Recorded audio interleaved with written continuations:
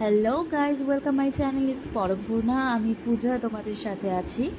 এখন ঘড়িতে বাজে 5:30 অ্যান্ড আমি তোমাদের সাথে এখন কথা বলছি। So good morning everyone.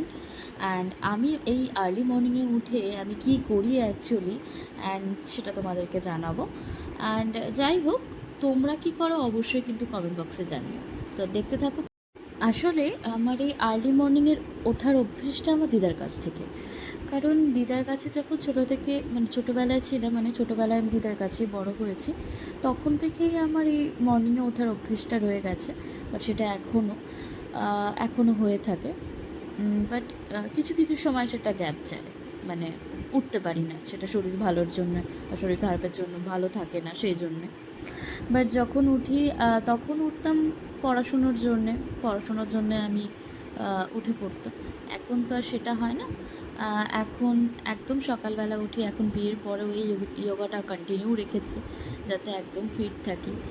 আর আপনারা জানেন যে আমি নাচ করি, তো ডান্সের ক্ষেত্রে কতটা ফিট থাকতে হয়। তো তার জন্য অবশ্যই যোগাটা খুব জরুরি। যোগা করলে মানুষের মাইন্ডটা খুব ফ্রেশ থাকে, আর সকালবেলা যোগাটা করা যার জন্য খুব জরুরি। তো তার জন্য আমি করে থাকি। তোমরা কি করো সেটা আমাকে অবশ্যই জানিও। তবে আমি অনেকটা মোটা হয়ে গেছি, বিকজ কিছুদিন আগে আমি গেছিলাম আমাদের পাহাড়ের রানী দার্জিলিং, সেখানে ঘুরতে। তো সেখানে গিয়ে সবাই বলে যে বাইরে গেলে বা কোথাও ঘুরতে গেলে আমরা যে অভ্যেসটা বাড়িতে করে থাকি সেটা আমরা আর বাইরে গিয়ে করতে পারি না। কারণ সেখানে গিয়ে একটা অনিয়ম হয়ে যায়, যার কারণে আমরা মোটা হয়ে যেতে পারি। খাওয়ার অনিয়ম, যার কারণে মোটা হয়ে যায়। তো সেটা আমার ক্ষেত্রেও তাই হয়েছে, অনেকটাই মোটা হয়ে গেছে। দেন বাড়ি ফিরে আবার নতুন করে যোগা করা, নতুন করে আবার রুটিন ফিরে এসেছি, যাতে শরীরটা ভালো থাকে অ্যান্ড ফিট অ্যান্ড ফাইন থাকে।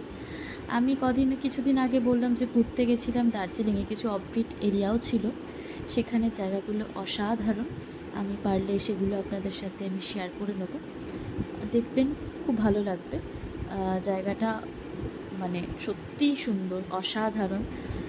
ঠিক যোগার মতো সকালবেলার যেরকম যোগা করলে মর্নিংয়ে উঠলে একটা মাইন্ড ফ্রেশ থাকে, তেমনি দার্জিলিংয়ে দার্জিলিং কেন, সমস্ত পাহাড়ি অঞ্চলে সকালবেলা থেকে রাত অবধি একটা অন্য রকম থাকে, যেটাতে খুব ভালো লাগে, নিজেদেরকে, মনটাকে ভালো রাখতে পারি। যাই হোক, আমার যোগা তো শেষ হলো। সূর্য দেখুন উঠতে শুরু করেছে। অ্যান্ড দেন আমার নেক্সট, এই যে দেখতে পাচ্ছেন কত থানকুনি গাছের পাতা, গাছ থেকে পাতা তুলে এনে সেগুলোকে ধুয়ে আমি রেখে দিয়েছি। কারণ ঘরের মধ্যে কোনো কিছু নেই, না আছে কাঁচা হলুদ, না আছে অন্য কিছু, না আছে কোনো আমলকি।